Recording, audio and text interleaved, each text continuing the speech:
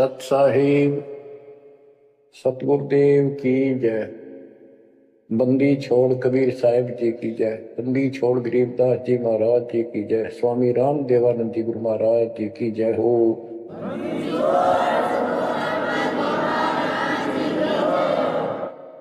सर्व संतों की जय, सर्व भक्तों की जय, धर्मी पुरुषों की जय। श्री काशी धाम की जय, श्री सुडानी धाम की जय, श्री क्रोथा धाम की जय, श्री बरवाड़ा धाम की जय। सत साहिब परम पिता परमात्मा कबीर जी की प्यारी आत्माओं, परमेश्वर की असीम रजा से, अपने पिता की असीम कृपा से आज इस घोर कलयुग के अंदर अपने को धर्म कर्म करने का प्रॉपर ज्ञान हुआ, विशेष ज्ञान विधिवत और सच्चा ज्ञान, सच्चा भगवान, सच्ची भक्ति और आपको पूर्ण सतगुरु प्राप्त हुआ। बच्चों, इस गंदे लोक में आकर परमात्मा बुला दिया हमारे को, भूले नहीं। ये त्रिगुण में माया, रविगुण धर्मा से निकल रहा गुण, सतगुण विष्णु जी से, तनगुण शंकर जी से हमारे ऊपर इतना जबरदस्त प्रभाव रखता है कि हम सब भूल जाते हैं और इनसे प्रेरित होकर के सारे उल्टे काम करें। ब्रह्मा जी के गुण से या ठाठ बाट की इच्छा होती है, राजपाट की इच्छा होती है और संतानों उत्पत्ति बाई फोर्स कराई जाती है। जीव के वश का नहीं होता। और फिर ममता मोह एक ऐसा रोग लगा रखा है, ये सबता लग जाता है। किसी से 10 दिन ठीक से बात कर ले, उससे मोह हो जा। और अपने परिवार में जन्म लेने वाले बच्चों से तो होना ही होना, वहां तो सीने से लगाते हैं उनको। रूह होता क्या है? ये काल का आहार तैयार करवाया जाता है। गीता अध्याय 7 श्लोक 12 में कहा है कि अर्जुन, रजगुण तमगुण सतगुण, रजगुण ब्रह्मा, सतगुण विष्णु, तमगुण शिव जी, इन तीनों गुणों के द्वारा जो कुछ भी हो रहा है उसका निमित्त मैं हूं। मैं इनमें नहीं, यानी मैं इनसे अलग हूं, ऊपर हूं। रजगुण ब्रह्मा से उत्पत्ति, सतगुण विष्णु से वो ममता एक दूसरे में जकड़ देना, सतीथी बोल रहे इसको, अटके रहे यहां पर। और तमगुण शंकर से संहार, ये है यहाँ का प्रोसीजर। हमारी आंख कभी नहीं खुलती क्योंकि प्रेशर ज्यादा है, इतना दबाव है, जीव की अवस्था नहीं है। आपको इतना ज्ञान सुना दिया और सुना रहे हैं, इस ज्ञान से आपके अंतःकरण में ये फाइनल हो जाएगा एक दिन। क्योंकि बार बार कोई वस्तु सुनते हैं, उसका धीरे धीरे धीरे धीरे असर बनना शुरू होता है।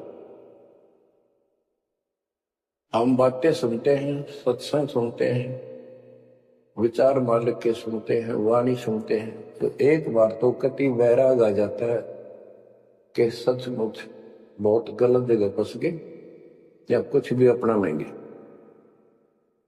और उसके थोड़ी सी देर के बाद, क्योंकि और काम भी करने होते हैं, ये व्यवस्था यहाँ की ऐसी है, तो फिर शाम तक कति भूल पड़ जाती है। बस मंत्र कभी कभी याद आ जाते हैं, करने हैं। सुबह दोपहर शाम की वो नियमित स्तुति भी याद रह जाती है। बाकी समय हम ज्यादातर अन्य कारोबार के सिलसिले में, रोजगार के सिलसिले में बातें करते हैं। वह फिर से थोड़ी सी भूल पड़ जाती है। फिर जब सत्संग सुनते हो फिर जागृति आती है। ये ऐसे चलेगा, चलने दो। जैसे आपको बताता हूं, बार बार दास बताता है कि आप बच्चे स्कूल में जाते हैं, अध्यापक आता है, अपना उसका पीरियड लेता है, सबको सावधान करता है, ध्यान से सुनो, लाइन में बैठ जाओ। तो हम बहुत सतर्क होके उनकी एक एक बातों को सुनते हैं, नोट करते हैं, लिखते हैं, फिर याद करते हैं। उसके बाद हम फिर खेलते कूदते भी हैं। बच्चे घर का भी काम करते हैं, माँ बाप का हाथ भी बटाते हैं। लेकिन जो स्कूल के अंदर जो बातें सुनी थी, जो ज्ञान सुना था, वो एक अलग कोने में, हृदय के अलग कोने में डिपॉजिट होना शुरू हो जाता है। और उसके अतिरिक्त हम और भी काम सारे करते रहते हैं जो पहले भी कर रहे थे। एक दिन हम विद्वान बन जाते हैं, वो काम फिर भी कर रहे हैं। इस ज्ञान को रह रहकर सुनने से एक दिन आत्मा कति दृढ़ हो जाएगी कि इस संसार में एक दिन भी रहने का नहीं है, ये संसार एक दिन भी। और कभी भी फिर शरीर यहां से छूट जाए, जाने का टाइम आ जाए, नो प्रॉब्लम। हमारी आस्था सतलोक में जाने की होगी, क्योंकि हमने वहां जाने का टारगेट बना रखा है। पहले तो हमारा कोई टारगेट नहीं था, हमारे पास जाएंगे कहाँ। उसमें कोई बच्चे में मोह हो जाता, परिवार में मोह रह जाता, यही कुत्ते बनकर जन्म ले लेते। कबीर साहब कहते जहां आशा ता बासा हुई, मन कर्म वचन सुमरियो सो। गीता अध्याय 7 श्लोक 6 में यही स्पष्ट किया है कि अर्जुन अंत समय में जो जिस भी भाव में भावित रहता है, जिसकी जिसमें आस्था रहती है, वो उसी को प्राप्त होता है। जब तक हम भक्ति नहीं करते, इस ज्ञान से परिचित नहीं होते, तो हमारा संसारिक यानी परिवार में, संपत्ति में, इसमें कभी हम जकड़े बैठे होते। एक उदाहरण दिया करते थे गुरुदेव। एक बूढ़े की मृत्यु होती, किसान था, पशु रक्षा करते थे। मृत्यु होने लगी, उसकी जुबान बंद हो गई। आसपास परिवार के सदस्य आगे, वही पिताजी तो अंतिम टाइम आए, वो आगे। तो थोड़ी देर के बाद वो ऐसे संकेत करने लगा, ऐसे इशारा हाथ से। उन्होंने सोचा भाई पिताजी कुछ कहना चाह है, हो सकता कोई धन दाब रखा और बताना भूल गया, वो अचानक मृत्यु होगी। एक डॉक्टर बुलाया, उसने पता था कि एक बार ये बुलवा देगा, 500 रुपये लेगा, ऐसा इंजेक्शन लगाता है। वो बुलाया गया, उसने इंजेक्शन ला दिया। पिताजी बता बता जल्दी क्या कहना चाहो थे। एक गाय का बछड़ा झाड़ू मुंह में दे रहा था, उन्हें खराब कर रहा था। जो बोला देख यो बछड़ा झाड़ू चाबे, तुम कित मर गए, नाश करोगे मेरे जाए पक्ष है, ये नुकसान कर दिया। 2.5 आने की झाड़ू 500 रुपये पड़ गई हुए। जहां आसाता बासा हुई, वहीं फिर कुत्ता गधा पशु बढ़कर वहीं जन्म लेगा। तो हमारी एक वृत्ति यहां से हटेगी इस ज्ञान से। अंतिम समय आप यहाँ कुछ याद नहीं आओगा। इस ज्ञान ने सुनते रहे और भक्ति करते रहे, मर्यादित रहे। ज्ञान के साथ साथ यह भक्ति आपको सहारा देगी अंतिम समय में मन को उधर धकाने के लिए। वैसे नहीं धकता है, बहुत ताकतवर है। ब्रह्मा विष्णु महेश मन का आधार मान रहे। ये ज्ञान और इस भक्ति की शक्ति इस आत्मा को न धका देगी ऊपर। अंत समय में सेकंडों के अंदर सतलोक बैठे पाएंगे। इस पर लगे रहना, इस मार्ग से जैसे दास आपको बताता जाना है। अमर करूं सतलोक पठाऊं, ताते बंदी छोड़ करूं।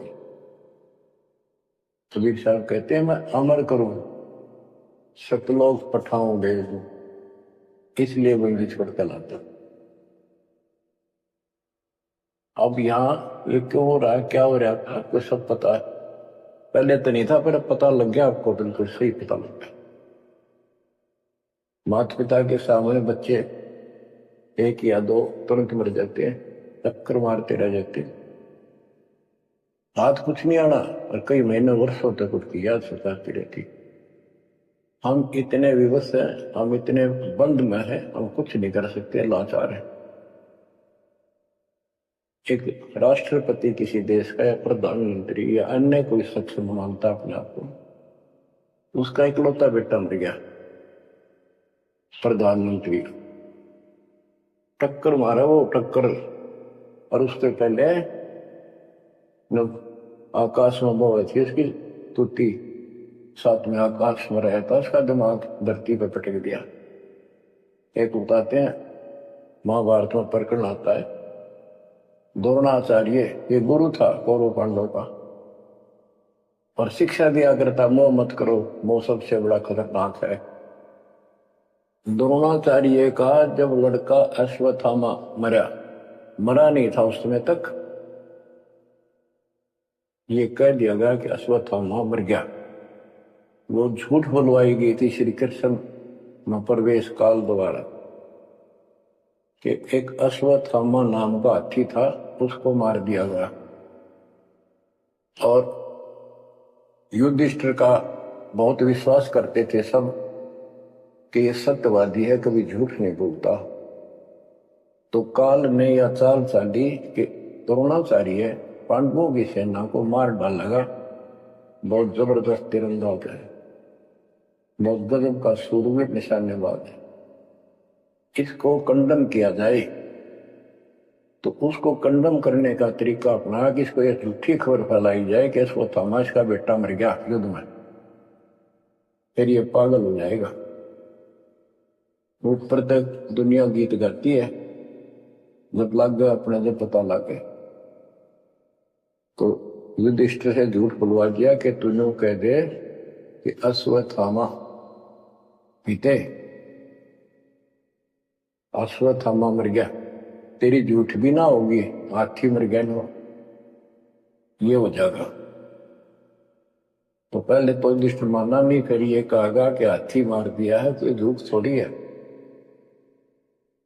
झूठ तो थी है, जो थोड़ा पहले हम छोटे से थे तो इतनों कहते अरे झूठ बोली तो ना पाप लगेगा, ना उंगली पर उंगली चढ़ा के बोली थी, ये कौन पाप लगे।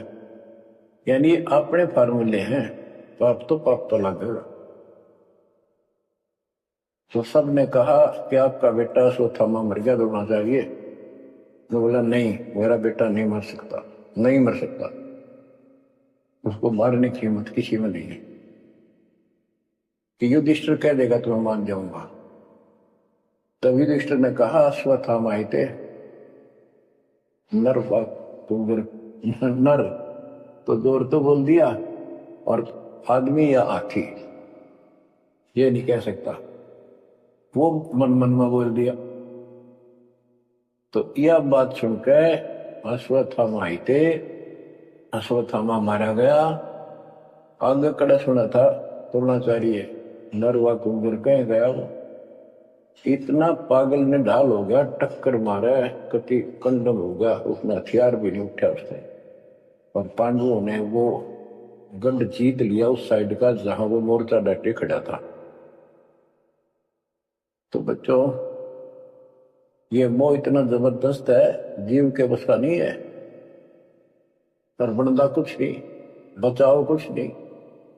तो इसका बचाओ अब है तो ज्ञान हो, ये ज्ञान जो दास बता रहा है ये आपके हृदय जच जा कति, ये कुछ भी अपना नहीं है, 100 की 100 साची है, पर मन मानना तैयार नहीं, आत्मा को दबाए रखा है। ये सब काल आहार हमसे पैदा कराया जाता, जैसे कसाई बकरे पालता है। कसाई बकरे पालता है, उनके लिए सरागा बनाता है, सुंदर तालाब बनाता है पानी पीने के लिए, उनके लिए छाया गर्मी सर्दी ओलों से बचने के लिए शेड डालता है। पहले झोंपड़ी डाला करती थी घास फूस के लकड़ी से, अब टीनों का शेड बनाते, पंखे लगा दिए जाते।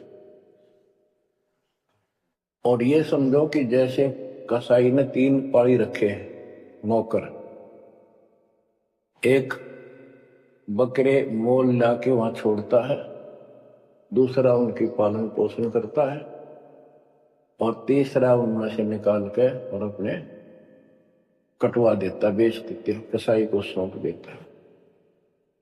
ये प्रोसीजर है यहाँ पर। जैसे कसाई कभी कभी आता रहता है, बकरों को देखता है, संभालता है, तो उनके कमर पे हाथ मारता, शरीर पे, और वो उसको अपना एक बहुत हमदर्द मित्र मानते हैं, मालिक मानते हैं। देखो हमारे को कितनी सुविधा दे रखी है, पानी का, घास क्या, गर्मी सर्दी से बचने का। वो देखता तो हाथ मार के ऐसे है कि ये कितनी कीमत का हो गया, कितना मांस है इसमें। और वो समझते हैं ये प्यार करे हमारे से, कसाई लाड करता है, वो भी उसको प्रतिफल में जीभ से चाटते हैं, उसका हाथ प्यार करते हैं। और कई कई तो उसके ऊपर पैर फैलाकर उसको प्यार देना चाहते, सीने से लगाना चाहते। बकरे ऐसा पशु भी प्यार देते हैं, उसको अपना मानते हैं। वो देख रहा है इसमें मांस कितना है, और नौकरों को बता देता है इनको निकाल लो। उसका कोई रहम नहीं है, कितना लाड करो, कितने उसके गुणगा। उसने उद्देश्य यही है, मतलब यही था उनको पालने का। कबीर साहब कहते खाई खुराक का, पहन पोशाक का, यम का बकरा पलता है। या बढ़िया बढ़िया माल खा के और सुंदर सुंदर कपड़े, ड्रेस, कटपट फैंसी के कपड़े, ये पहनेंगे वो पहनेंगे। कहते खाई खुराक का, पहन पोशाक का, यम का बकरा पड़ता है। काल के बकरे पड़न लग रहे हो तुम। इन बातों को बच्चों अच्छी तरह हृदय में बैठा लो, एक कोने में। संसार में रहेंगे, रहना पड़ेगा, लेकिन परमात्मा की शरण में रहेंगे, मर्यादित रहेंगे। काल का कोई अटैक आप पर नहीं होगा, ना आपके परिवार पर होगा, ना किसी धन संपत्ति व्यवसाय पर हो। ये सत्कर मान लेना। हम मर्यादा को हल्के में ले लेते हैं, और ये हमारे विनाश का कारण होता है। गलती हम करते हैं, कोई काल का ऐसा अटैक आने का समय हो गया, वो नुकसान हो गया, तो भक्ति और छोड़ देते हैं, हो गया सर्वनाश। भक्ति छोड़ दी, भगवान की शरण छोड़ दी, फिर और कहाँ ठिकाना रह गया। कटी पतंग हो गए। कटी पतंग का कोई अस्तित्व नहीं रहता, कुछ देर उड़ जरूर सकती है, अंत में पता नहीं कि करके बबूल के पेड़ में उलझ कर फड़फड़ कर कपाटती है। ऐसे फंसे रह जाओगे तुम इस काल के जाल कांटेदार झाड़ियों में, इस गंदे लोग। तो बच्चों मर्यादा को हल्के में ला लो। जैसे हमने इतने सारे नियम बना दिए, भक्ति करनी है तो इनका पालन करना पड़ेगा, नहीं तो फिर गधे बनकर कुमार के नियम में चलना पड़ेगा। एक कदम भी अपनी मर्जी से नहीं जा सकते, बैल बनकर नाथ डल जाएगी, छच्चर बनकर बुग्गी में जोड़े जाओगे रेड़ी में, फिर चलेगी क्या आपकी मर्जी। असंग जन्म तन मृत्या हो गए, जीवित क्यों नाम रहे। दवा दस दर मद मैल मठ बोरे, बोर ना दे धरे। तो बच्चों जीवित मर लो, इन बातों को छाती में धर लो, हृदय में बैठा लो, कति मस्तिष्क में। ये संसार आपका नहीं है, ये परिवार आपका नहीं, ये संपत्ति या कार कोठी तेरी नहीं, गरीब काया तेरी है नहीं, ये माया कहां से हो। चरण कमल में ध्यान रख, इन दोनों को खो, इनको भूल जा। अपने गुरु जी के चरणों में ध्यान रख, उनके बताए दिशा निर्देश के आधार से अपना जीवन निर्वाह कर। बच्चों आंख खोल लो, बार बार ये बातें बताई जाती हैं। जब ऊख चुप हो जाएगी फिर तो रोना शेष रहेगा, नथिंग एल्स। इस मार्ग में अहंकार इंसान को मारता है। किस चीज में अहंकार करो,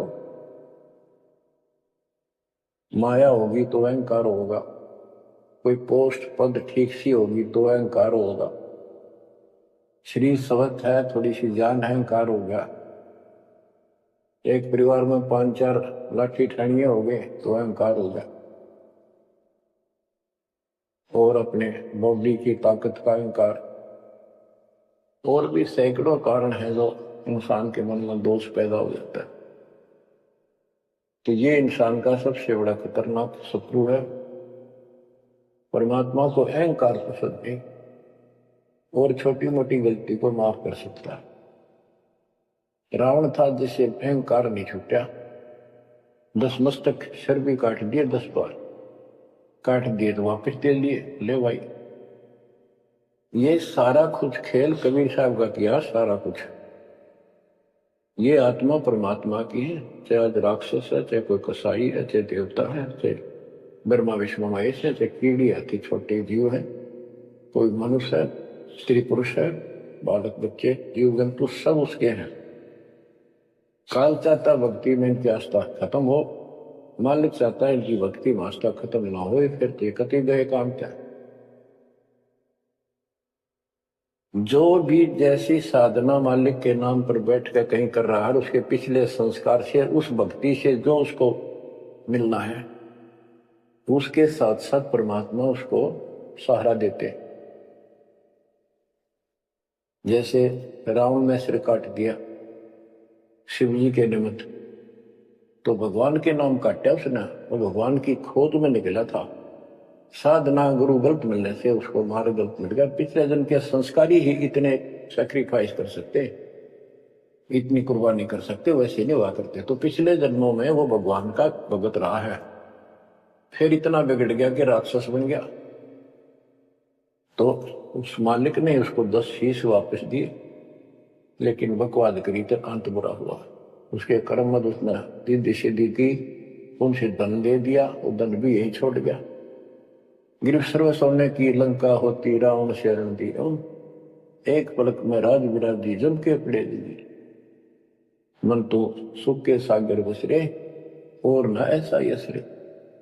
क्या मांगो कुछ थिर ना राही, देखत नैन चला जग जाई। एक लख पूछ सवालक नाती, उस रावण का आज दीवान बाती। एक पुत्र मांगते फिरते, एक बेटा देते, हे भगवान बेटा हो गया।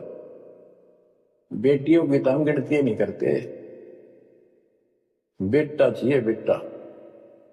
वो किस लिए गलतफहमी पैदा कर रखी थी कि बेटा ना हो तो गति नहीं होगी माँ बाप की, क्योंकि हम समय में जेठा बेटा, बड़ा पुत्र माँ बाप का अंतिम संस्कार कराए, यानी उसने फूका है, फिर उसकी अस्थि डाल करावे, फिर उसकी क्रियाक्रम करावे, तो उसकी गति हो। और जिसका बेटा नहीं, उसकी गति नहीं हो सकती। उसको तो संतान वाला मना नहीं करते थे। अब तो ये चांदना होगा, रोशनी होगी, बेटा बेटी है, कितनी मूर्खता का काल था। लेकिन काल ने तो उल्टी पढ़ाई पढ़ानी, उल्टा रास्ते डालना, वो होना, एक परंपरा बनाकर बैठ गए, वो एक लकीर या फकीर होंगे। जैसे राजा दशरथ का सबसे बड़ा बेटा रामचंद्र था, उसको राज दे दिया, और फिर उसको वनवास देना पड़ गया मजबूरी में। रामचंद्र जी वनवास में चल पड़े। राजा दशरथ का इतना मोह था अपने बच्चों में, रामचंद्र में विशेष अद्भुत बिछुड़ा उसमें ज्यादा हुआ करे। तो नो चल पड़ा, महल के ऊपर चढ़ के देखा, दिखता रहा, फिर नहीं दिखा तो चौबारे की अटारी पर चढ़ गया। चौबारे पर चढ़ कर जहां तक उससे दिखा, फिर मंडेर पर चढ़ गया, एडी ठाई गिर गया, वहां से जमीन पर गिर गया, गिरते मर गया। अब रामचंद्र वापस नहीं आया, उसका अंतिम संस्कार किसने करा? वो पूछने वाला मंदबुद्धियों ने जो दुनिया को भ्रमित क्या करते थे, किसी की अकल वहां नहीं गई वहां तक। जेठा बेटा था ही नहीं, फिर उसके अंतिम संस्कार किसने करे? दूसरा न करे होंगे। तो ये बात कहने की है, तो इसका मतलब उसकी गति हुई नहीं।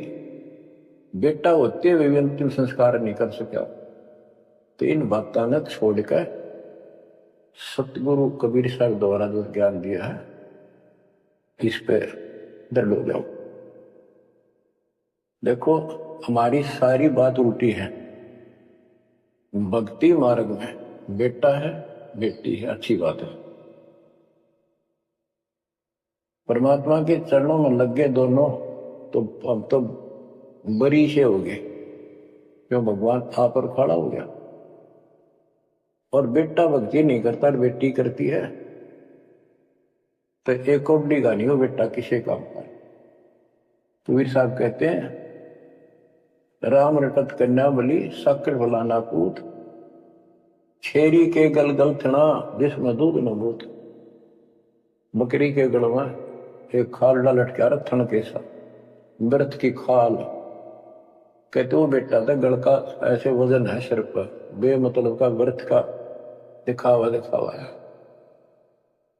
और वह बेटी अच्छी राम रटत कन्या बली साकट बलाना पूत है।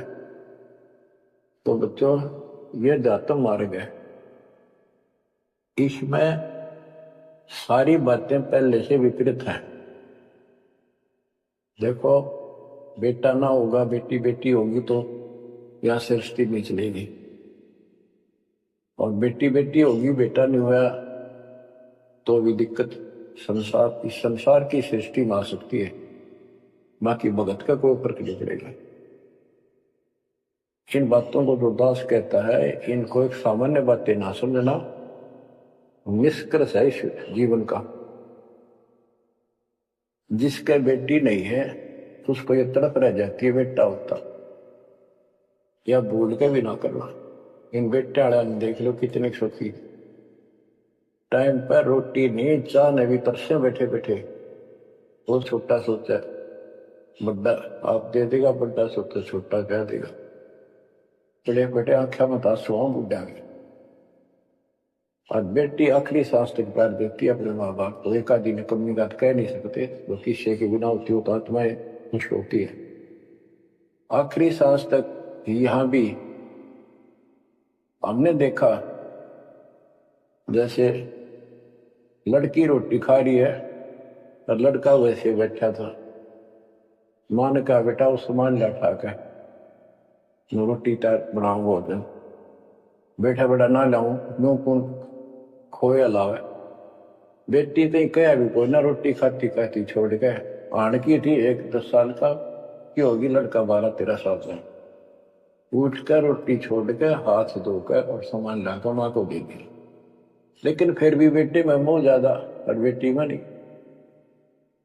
इसका कारण यह था कि हमने बेटी को बाहर बना लिया इस रीति रिवाज। बेटी तो 15, 16, 20 साल की मेहमान होती है आपकी। ये तो परमात्मा की बेटी 2 गुना का सुधार करती है। आगे जाके घर बसावे उस परिवार को भी सुधारे और माँ बाप के अंदर मोह न्यारा रहे। तो भाव ये है कहने का अगर बेटा नहीं है ना और भगत है उसके सब भगवान धरती पर नहीं। प्रथम तो वो है जिसका कति संतान नहीं, वो भगवान। दूसरा वो है जिसका बेटा ना हो, बेटियां की करके शादी मुर्दवस्था में अपना लेकर माड़ा जाता है। पर बेटी वहां बैठी भी माँ बाप की चिंता करेंगी और कोई न कोई सुविधा उनको देती रहेगी। पर बेटा छाती पर रह के भी खून फूक के जाएंगे, कति साफ दिखाई दे, इसमें कोई मानो तो ना मान। लेकिन बेटे भी हैं ठीक है, और उनमें वो भी भक्ति करो आप भी करो, कुछ दिन में उनको समझ आ जाएगी।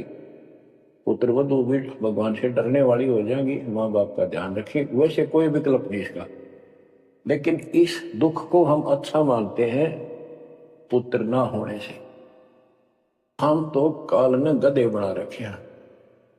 जितना कष्ट में रहे और वजन लग जा रहा है तो हम सीधे चला, पर कम हो जाता मानने को।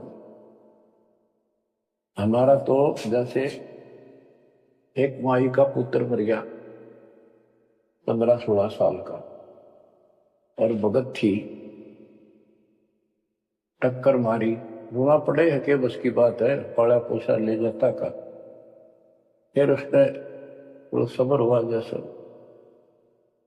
कुछ दूसरे देखो बिना भगत थे उनके पड़ोस में, तो उनके लड़के की शादी होगी और वह पत्नी थी बदचलन, उनको समझाने की चेष्टा करी कि तू ऐसा ना कर, लेकिन हुआ तो मानी नहीं, उसने वही फांसी खा ली।